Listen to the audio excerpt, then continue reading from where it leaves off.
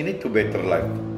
Ibarat benih yang ditaburkan di tengah semak duri, seperti yang Firman katakan, karena kita memilah dan memilih Firman hanya untuk mencari dan mendapatkan sukses duniawi saja. Oke?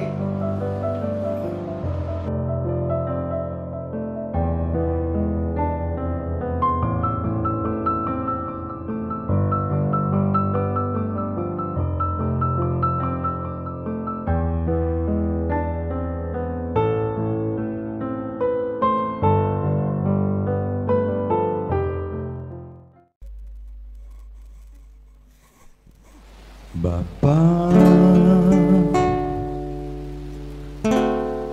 Engkau sungguh baik, kasih-Mu melimpah di hidupku.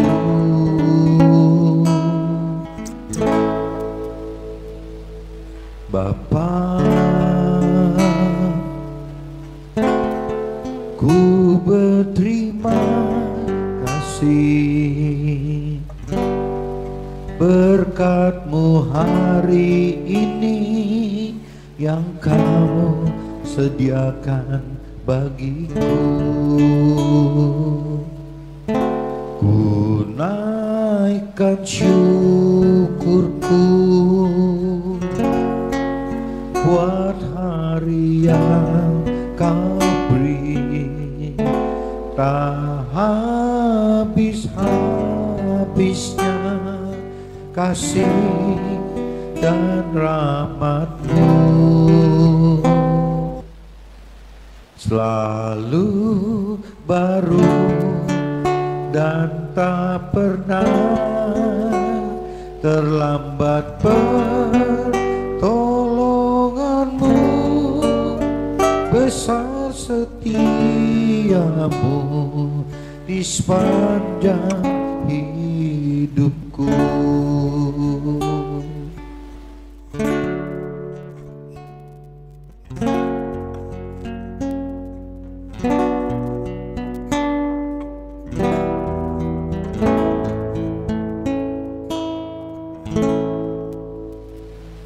Bapa, Engkau sungguh baik, kasih-Mu melimpah di hidupku.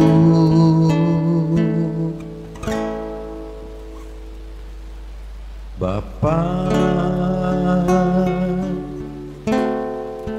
ku berterima kasih berkat-Mu hari ini yang Kau sediakan bagiku. Ku naikkan syukurku buat hari yang Kau beri, tak habis-habisnya kasih dan rahmat-Mu.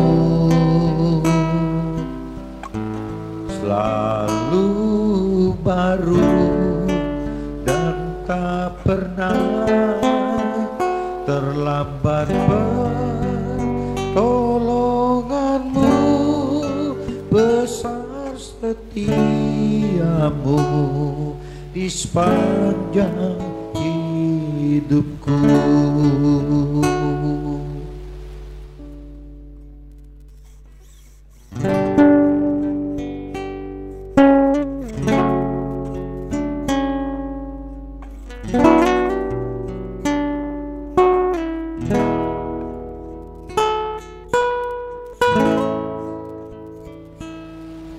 Ku naikkan syukurku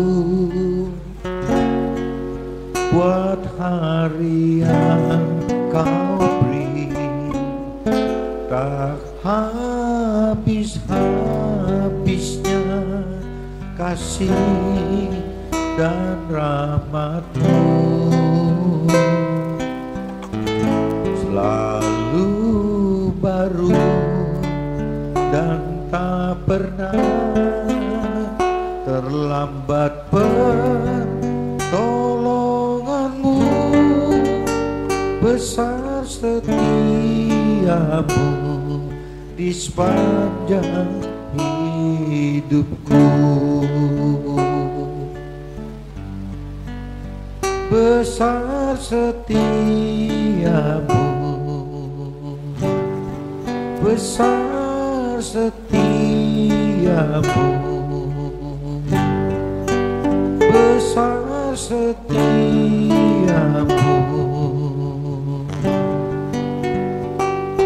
di sepanjang hidupku.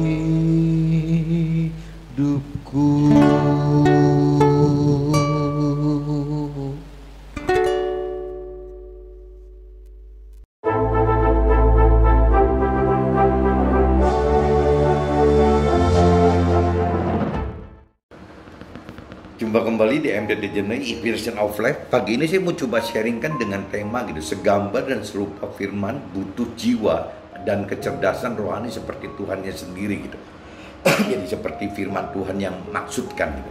Segambar itu berarti kan ya, kalau bicara segambar itu kan dari secara makronya aja. Makronya itu ya kita ini Tuhan pengen seperti jiwa kita, pikiran, perasaan, kehendak itu seperti yang Tuhan mau gitu. Itu namanya segambar gitu. Kalau serupa itu mungkin lebih detail, teman-teman. Jadi detail-detail dari gambar itu adanya di keserupaan. Nah, keserupaan ini ya harus mau nggak mau harus dikaitkan dengan pikiran, perasaan dan kehendak yang Tuhan inginkan gitu. Nah, pikiran, perasaan yang Tuhan kehendaki itu adalah ya apa yang dicantum dalam perintah peraturan firman Tuhan itu. Apa yang sudah diperintah peraturan itu adalah itu yang diinginkan Tuhan itu. Jadi bagaimana caranya kita kembali apabila pengen serupa dengan Tuhan gitu, dengan firman Tuhan. Ya mau tidak mau kita harus melakukan firman, teman-teman.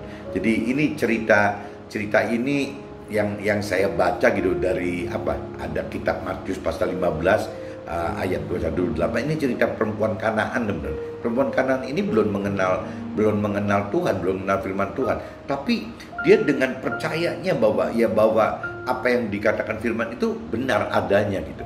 Nah, ini saya coba bacakan, teman-teman, secara universal aja, teman-teman, ya, supaya bisa ditangkap oleh semua gitu, teman-teman, baik yang Nasrani atau bukan Nasrani gitu. Lalu Yesus pergi dari situ, menyingkir ke daerah Tirus. Judulnya, teman-teman, perempuan Kanaan yang percaya, judulnya itu. Lalu Yesus pergi dari situ, menyingkir ke daerah Tirus dan Sidon.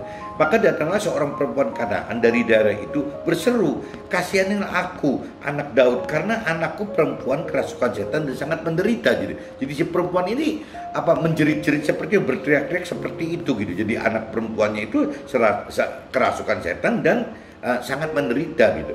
Tetapi Yesus sama sekali tidak menjawabnya. Lalu murid-muridnya datang dan meminta kepadanya, suruhlah ia pergi.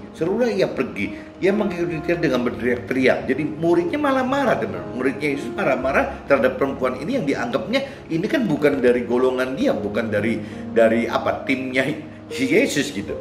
Nah, jawab Yesus, "Aku diutus hanya kepada domba-domba yang hilang dari umat Israel." Tetapi perempuan itu mendekat dan menyembah dia sambil berkata, "Tolonglah aku." Tetapi Yesus menjawab, "Tidak patut mengambil roti yang disediakan bagi anak-anak dan melemparnya kepada anjing." Coba begitu kerasnya yang namanya Yesus katakan kata-kata seperti itu kan gitu. Nah, kata perempuan itu benar, namun anjing itu makan remah-remah yang jatuh dari meja tuannya. Nah, maka Yesus menjawab, berkata kepadanya, "Hai ibu, besar imanmu, maka jadilah kepadamu seperti yang kau kehendaki." Dan sekitar juga anaknya sembuh. Nah, ini kenapa Yesus mengatakan hal yang sangat keras gitu, yang mestinya tabu ya, teman-teman. Ini kan kasar sekali gitu. Jadi di sini Yesus menjawab, "Tidak patut mengambil roti yang disediakan bagi anak-anak dan melemparnya kepada anjing." Gitu. Jadi seorang sampai diibaratkan perempuan Kanaan ini yang belum mengerti akan firman Tuhan, itu sampai diibaratkan seperti seekor anjing loh. Cuman hebatnya perempuan Kanaan ini, meskipun Yesus katakan sekeras itu, sekasar itu, tapi tetap dia beriman loh. Jadi ini yang kita mesti renungi gitu. Apakah kita yang merasa kita ini percaya gitu, percaya kepada Tuhan, percaya kepada firman Tuhan, bisa imannya sekuat perempuan Kanaan yang diperkatakan seperti itu. Bahkan yang mengatakan kasar itu adalah Yesus tuh, bukan yang lain gitu. Nah, ini firman di dalam secara umum gitu. Selalu firman ingatkan bahwa apabila kita ingin menjadi pelaku firman Tuhan, itu konsekuensinya itu kita pasti dapatkan derita, teman-teman. Kita pasti dapatkan tindasan cemoohan gitu. Dan mungkin tindasan cemoohan itu tidak sekasar, tidak sekeras ucapan Yesus langsung kepada perempuan Kanaan ini gitu. Jadi betapa hebatnya iman perempuan Kanaan ini gitu. Ya, hebat sekali gitu. Kita yang bukan Yesus yang ngatakan aja, kita kadang-kadang mudah tersinggung, teman-teman. Ya, ada orang yang misalnya mengkritik kita atau menghina kita atau mencemooh kita, baik itu bisa juga dari pasangan kita, teman-teman gitu. Jadi kalau suami mungkin bisa istrinya yang ngomong seperti itu, yang istri juga mungkin bisa suaminya, bisa anaknya juga, bisa orang tuanya, bisa mertuanya, bisa komunitasnya, bisa masyarakat sekitarnya gitu. Jadi ini kalau bukan Yesus yang katakan masih mending, tapi perempuan Kanaan ini benar-benar Yesus langsung mengatakan seperti itu. Harusnya kan sakit hati, mungkin mestinya nggak, pasti perempuan Kanaan itu kalau cuman imannya rata-rata saja pasti meninggalkan itu. Tapi ternyata perempuan ini tidak, teman. Jadi dia tetap melanjutkan sampai Yesusnya terkagum-kagum gitu. Maka Yesus menjawab berkata kepadanya, "Hai ibu, besar imanmu, maka jadilah kepadamu seperti yang kau hendaki." Dan segitu juga anaknya sembuh. Nah, ini apa ya? Jadi firman Tuhan itu selain kita butuh mendalami pengenalan, pengertian firman Tuhan, ya firman Tuhan itu nyatanya tuh butuh iman, teman. Jadi seperti perempuan Kanaan ini yang memang karena beriman, meskipun belum mengerti akan firman Tuhan, ya tetap bisa terjadi itu, bahwa mujizat Tuhan itu bisa terjadi kepada orang yang tidak percaya juga. Jadi teman-teman jangan anggap kalau orang tidak percaya Tuhan itu berarti tidak mungkin mengalami mujizat. Mungkin saja. Ya buktinya cerita ini gitu. Nah, kitab Matius pasal 15 ayat 21-28 saya udah bacakan, teman-teman. Nah, ini saya terkait, teman-teman, dengan kitab Matius 13 coba, teman-teman. Teman-teman coba lihat di kitab Matius 13 ayatnya 19 sampai 23. Kalau cerita di perikop yang ini, teman-teman, mestinya dari pasal 13 ini ada 1 sampai 23 ayat gitu. Cuma saya bacakan, saya potong aja dari 19 aja, teman-teman. Ayat 19 sampai 23 coba kita simak. Kepada setiap orang yang mendengar firman tentang kerajaan sorga tetapi tidak mengertinya, datanglah si jahat dan merampas yang ditaburkan dalam hati orang itu. Itulah benih ditaburkan di pinggir jalan. Jadi ini ibaratnya orang firman mengumpamakan orang yang melakukan firman Tuhan itu dengan diumpamakan seperti orang menabur benih, teman-teman. Nabur benih tanaman itu, benih gandum gitu. Benih yang ditaburkan di tanah yang berbatu-batu ialah orang yang mendengar firman itu dan segera menerimanya dengan gembira gitu. Jadi seolah diumpamakan yang nomor 1 itu adalah benih yang ditabur di batu-batu gitu. Diumpamakannya ya orang mendengar firman segera menerimanya dan gembira gitu. Itu cepat sekali di batu gitu. Tetapi ia tidak berakar dan tahan sebentar saja. Apabila datang penindasan atau penganiayaan karena firman itu, orang itu segera murtad gitu. Nah, ini ada tipe-tipe orang yang begitu, teman-teman, menerima firman Tuhan seperti itu, firman katakan seperti di atas batu. Jadi waktu pertama cepat sekali dia menangkap gitu, menerima. Tapi begitu ada aniaya ditinggalkan gitu firmannya. Udah nggak percaya firman lagi gitu. Ini yang diumpamakan oleh firman yang firman diterima di atas batu gitu.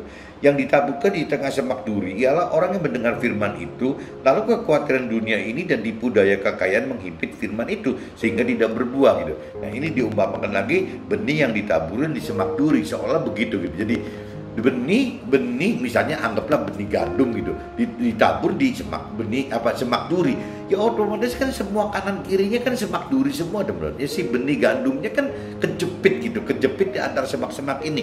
Nah, akhirnya timbul kan membandingkan, terus ketekan gitu, segala macam gitu. Nah, firman ingatkan di sini ya lalu kekhawatiran dunia ini jadi khawatir gitu karena memang lihat kanan kiri semua isinya semak duri semua, dan kena tipu daya kekayaan menghimpit firman itu sehingga tidak berbuah gitu. Nah ini juga ada yang begitu. Tapi ada juga benih yang ditaburkan di tanah yang baik, ialah orang yang mendengar firman itu dan mengerti, dan karena itu ia berbuah. Ada yang 100 kali lipat, ada yang 60 kali lipat, dan ada yang 30 kali lipat. Jadi ini perumpamaan ini ada 3 ya teman-teman. Ada benih yang jatuh di batu, benih yang jatuh di semak, dan benih yang jatuh di tanah yang baik gitu. Nah ini firman ingatkan kan, kalau bisa ya kita pasti akan mencari tanah yang baik teman. Nah tanah yang baik ya kembali adanya di pribadi kita masing-masing gitu. Ini saya sudah bacakan dari 1923 teman-teman.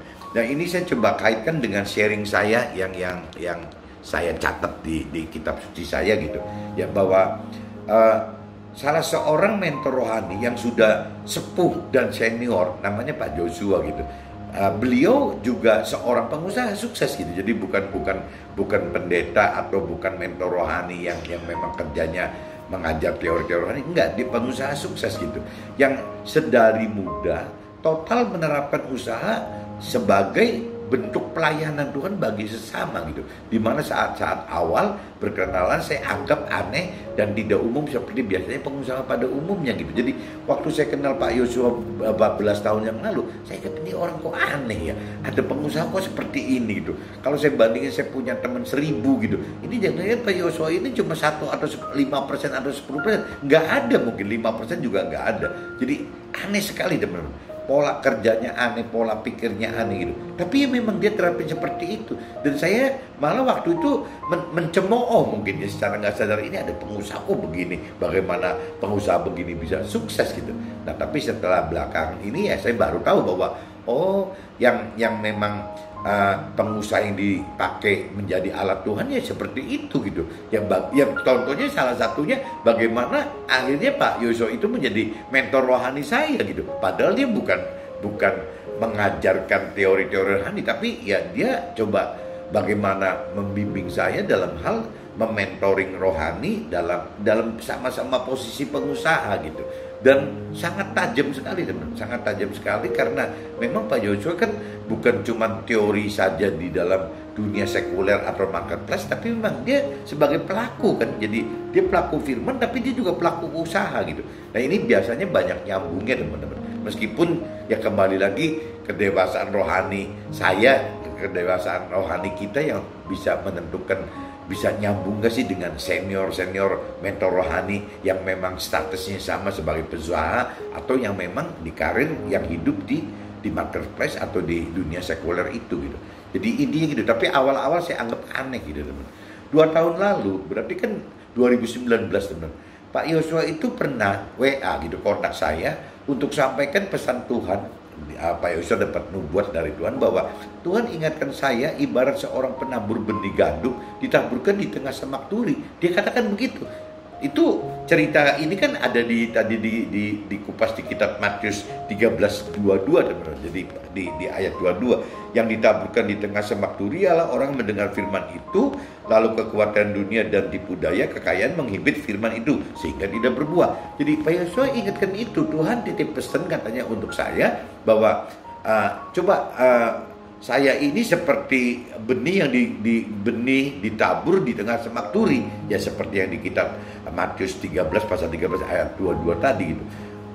Saya tidak enggak waktu itu tahun 2019 saya anggap ajo-ajo aja, ini mungkin apa nubuat atau cuma sekedar jiwanya Pak Yosua yang memang cuma ingin terdorong menyampaikan ini, jadi cuek-cuek aja gitu. Nah ternyata tahun 2021 teman-teman, ini berarti tahun ini gitu, butuh waktu 2 tahun kan, berarti dari 2019 sampai 2021 untuk maknai nubuatan ini gitu. Itu pun karena Pak Yosua ingetin saya, ya ingat enggak katanya dulu 2 tahun lalu, saya sendiri enggak ingat gitu. Tapi setelah saya simak butuh waktu 2 tahun loh teman-teman, ya untuk memaknai nubuatan ini gitu. Karena saya bersikeras saya sudah merasa benar menabur pada tanah yang baik gitu, tetapi hidup seperti tidak dapat menerima dan melakukan total firman Tuhan gitu. Jadi saya merasa bahwa sejak awal saya kenal, saya cari Tuhan, saya terima Tuhan, saya makin mengenal agama Tuhan, saya seolah-olah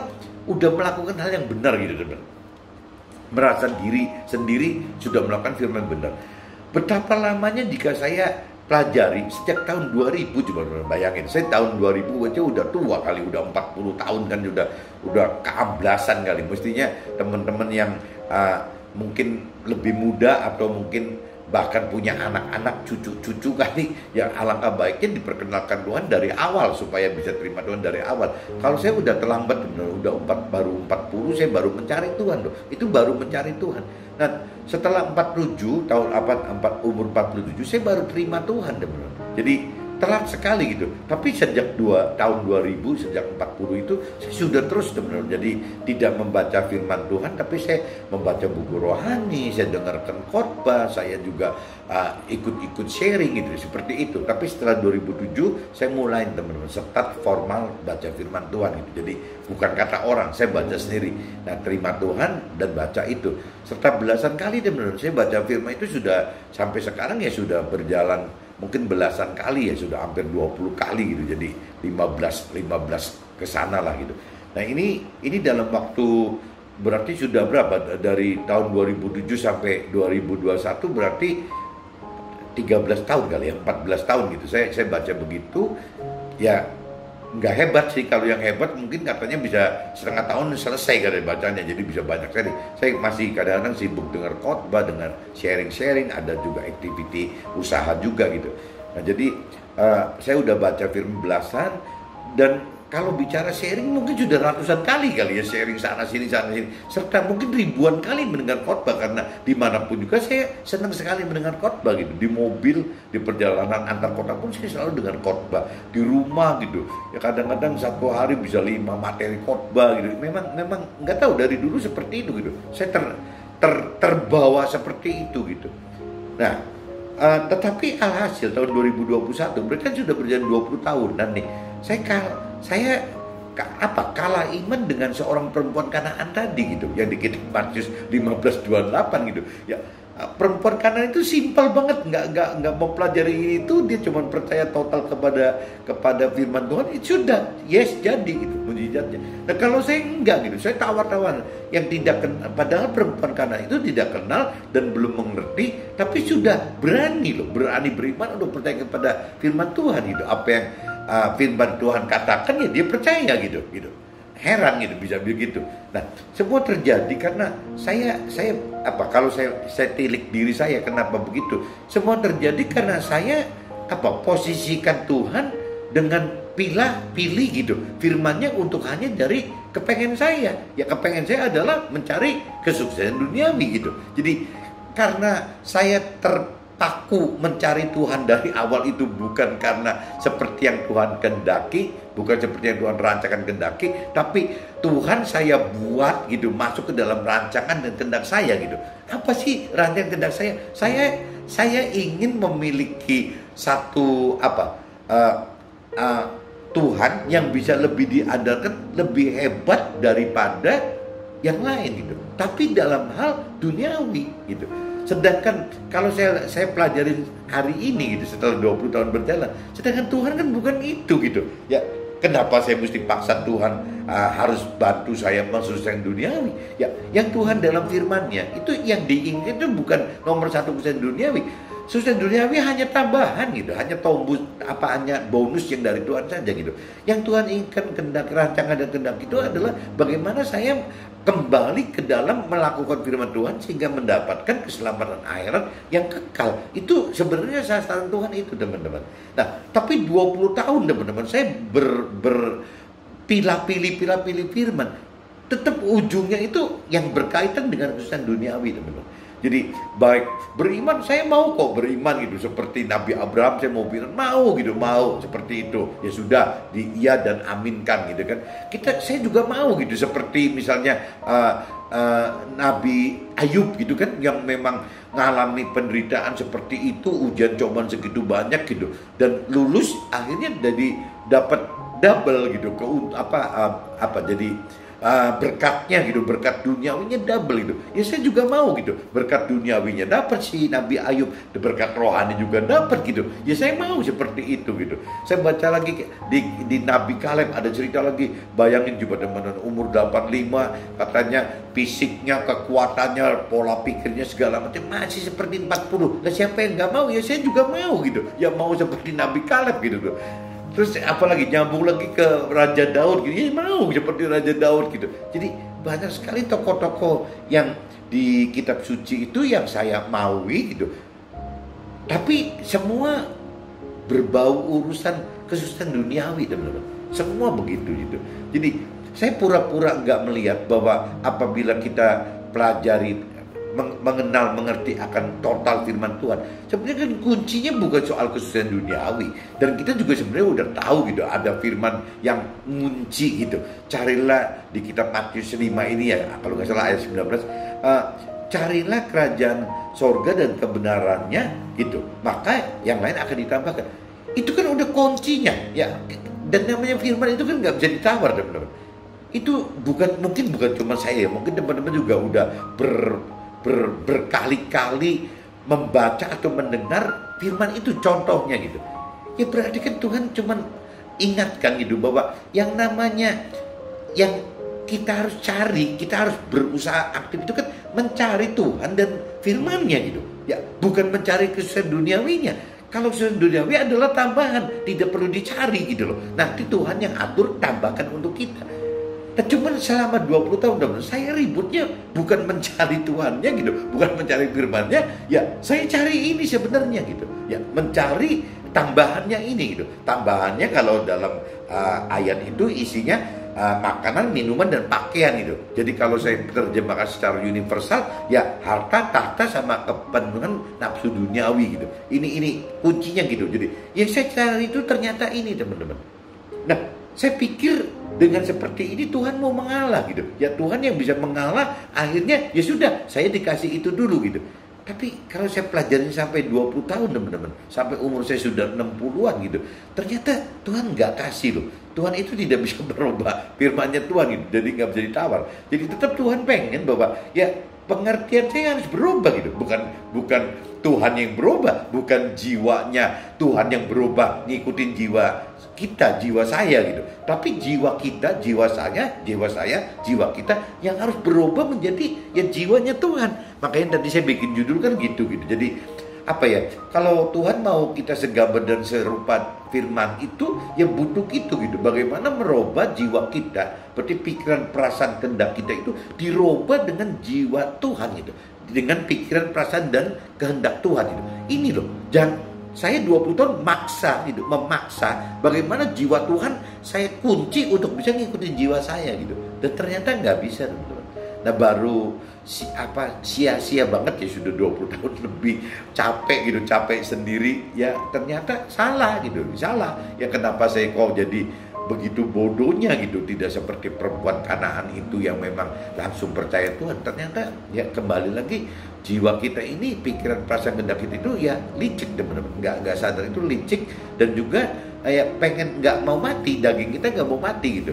Nah targetnya Tuhan itu kan kembali lagi, kenapa Tuhan inginkan bahwa yang nomor satu itu mencari Tuhan dan firman Tuhan itu, karena Tuhan kan kembali lagi sasarannya bukan untuk mencari tambahan pakai makanan, minuman dan pakaian, bukan untuk mencari harta, tahta dan kedudukan duniawi, pemenuhan nafsu duniawi. Tapi Tuhan mau itu adalah bagaimana caranya kita hidup bisa kembali seperti yang Tuhan perintahkan, supaya kita mendapatkan keselamatan di akhirat dan hidup di dalam alam akhirat di roh gitu, bersama roh Tuhan gitu, bersama roh kita di sana ya, untuk jadi satu di dalam ya kerajaan sorga. Kalau Nasrani bilang kerajaan sorga, kalau mungkin di agama lain ya di dalam sorga lah intinya gitu. Jadi Tuhan itu pengen seperti itu. Jadi 20 tahun ini saya geluti udah terlambat teman-teman. Terima Tuhan, ya kenal Tuhan terlambat, terima Tuhan terlambat gitu. Dan untuk mengerti begini pun gitu, bagaimana saya harus segambar dan serupa Tuhan itu juga saya bilang ya terlambat juga. Udah 20 tahun teman-teman, bayangin gitu. Ya saya baru tahu bahwa oh Tuhan itu pengen bukan Tuhan ngikutin jiwa saya, tapi saya yang mesti ngikutin jiwa Tuhan gitu. Ya jiwa Tuhan itu ya seperti itu gitu. Nah untuk bisa mengetahui jiwa Tuhan itu ternyata butuh kecerdasan rohani teman-teman.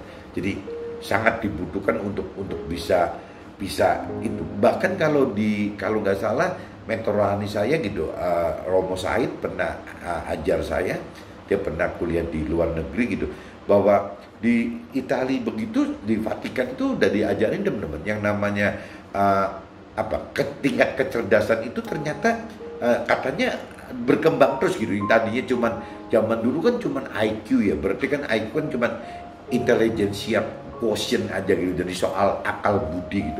Terus berkembang lagi kan ada EQ, berarti kan terkait dengan emotion quotient gitu, bicara yang urusan emosi itu juga penting gitu, kaitan dengan karakter. Terus meningkat lagi teman-teman dengan social quotient gitu, jadi bagaimana orang sukses itu, orang benar sukses itu harus bisa bersosialisasi. Dan terakhir saya dapat kabar dari Romo Said gitu, bahwa di sana sudah diajarkan spiritual quotient gitu. Spiritual quotient berarti kan urusan tingkat kecerdasan rohani ini teman-teman. Jadi ini sudah secara dunia memang diakui ya, memang tingkat kecerdasan rohani itu ya harus ada gitu. Nah kalau di firman Tuhan yang dikatakannya ya serupa itu.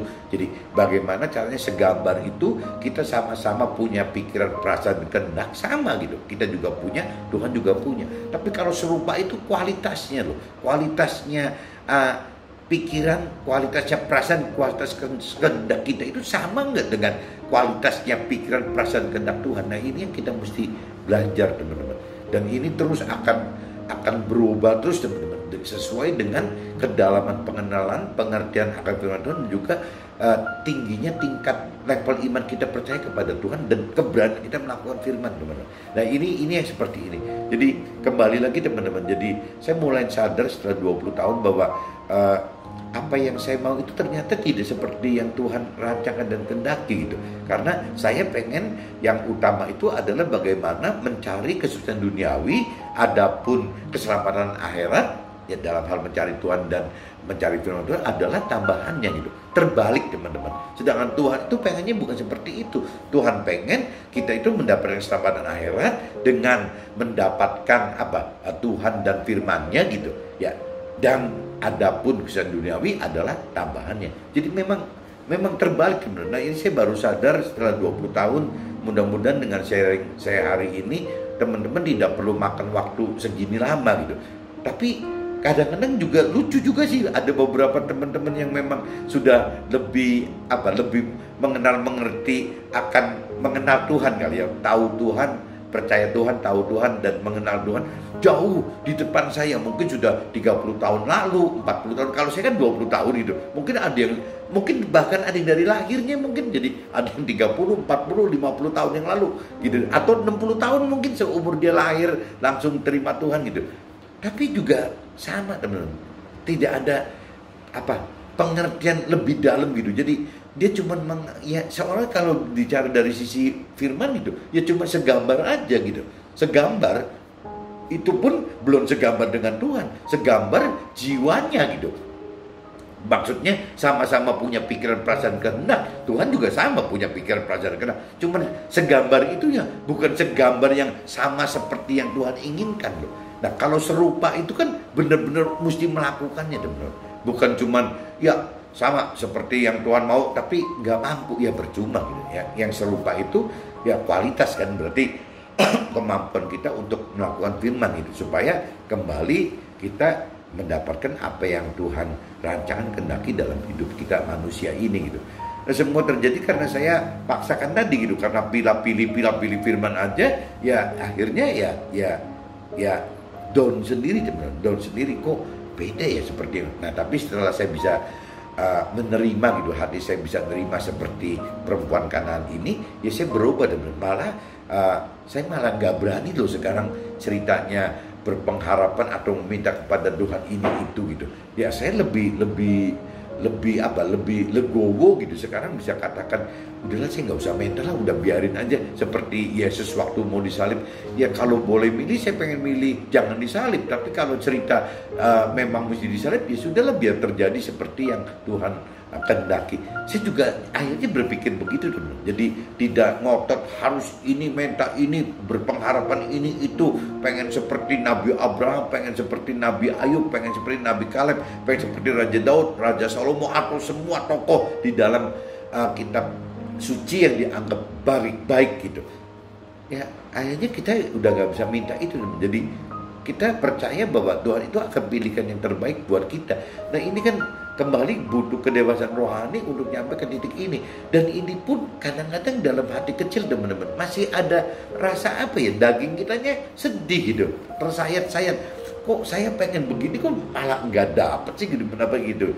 Meskipun itu di jiwanya teman-teman, di jiwa kita masih punya rasa seperti itu. Meskipun di level roh kita sudah lebih ada rasa damai gitu, rasa percaya, rasa iman, rasa seperti perempuan Kanaan tadi gitu, beriman bahwa ya ini yang terbaik gitu. Bagaimana caranya kita kembalikan ke Tuhan?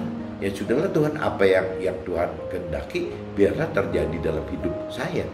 Yang saya rasakan begini gitu, nggak tahu nanti roba lagi atau enggak gitu, karena dagingnya kan nggak pernah bisa mati gitu. Cuman kalau tahun ini saya ada pengertian seperti itu teman-teman, ada pengertian bahwa kayaknya yang bener mesti begini deh. Ya kita kalaupun misalnya ngotot dengan cara saya gitu, dengan apa yang jiwa saya inginkan, apa yang saya pikir, perasaan, kehendaki itu belum tentu bener kok. Ya Tuhan tuh kalau kita percaya Tuhan gitu, ya kita kan masa sih Tuhan jahatin kita gitu kan. Tuhan kan nggak mungkin jahatin kita. Ya pasti Tuhan akan memberikan yang terbaik buat kita gitu. Jadi ya saya lagi belajar itu teman-teman.